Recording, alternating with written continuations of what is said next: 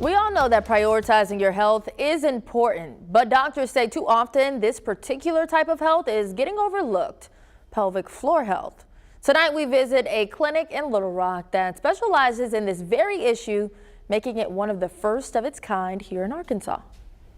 Is a little bit of a sensitive area that maybe people aren't talking to friends and family members about it. These machines may look odd, but they serve a unique purpose at Arkansas Urogynecology and Women's Health. We treat a variety of pelvic floor disorders: urinary incontinence, pelvic organ prolapse, sexual dysfunction, bowel issues, and any issues related to menopause. Dr. Sally Oliphant says these disorders are often issues men and women don't know they deal with. I think urinary issues probably are something that people oftentimes ignore or consider maybe a normal thing to have happened after childbirth or with aging. And it's not just urinary issues. The Mayo Clinic estimates nearly 1 in 3 women over the age of 20 may have a form of pelvic floor dysfunction, though they suspect the number is much higher due to underreporting. I have patients very often tell me that they feel like a new woman after getting treatment for things that sometimes they've been suffering for years or even decades. Only open since October of 2024, the clinic offers state-of-the-art equipment to help with these issues. Got a cystoscopy tower in this room, and that's one of the ways that we're able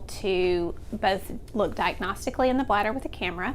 So we can inject the bladder with Botox through a cystoscope, and we can also inject the urethra to help with stress incontinence. Dr. Oliphant says too often men and women are afraid to have the difficult conversations about this type of health, so symptoms and disorders linger.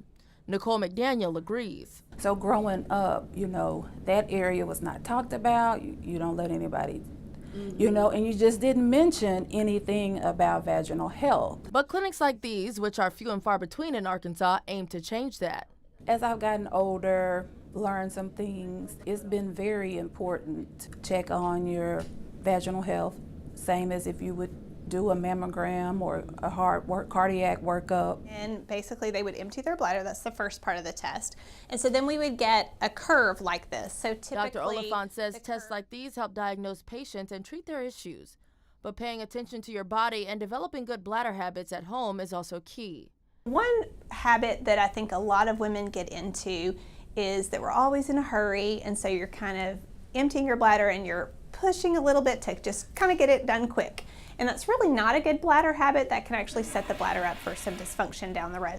She also recommends not holding your bladder for extended periods of time, implementing relaxation techniques into your day, and taking medications as needed. So it's really important to not neglect the health of the vagina, bladder, and pelvic floor. Again, Arkansas Urogynecology and Women's Health is right here in Little Rock, but clinics like this are highly specialized and few and far between in the state. If you think you may be interested in benefiting from some of their services, we'll link their information in the web article for this story.